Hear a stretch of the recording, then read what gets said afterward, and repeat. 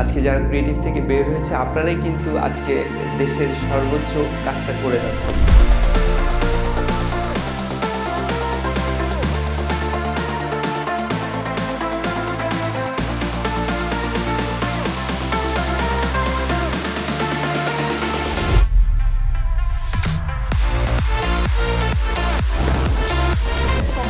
Person of the day. একটা মানুষ নিজ গুণে সফল হয় যখন সে অনেক বেশি ডেডিকেটেড হয়। যখন আমার কথাটা শুনে বুঝতে পারবেন তখন একটা সাকসেসফুল কমিউনিকেশন এস্টাবলিশড হয়। জীবনে তারাই লেখা যারা সফল।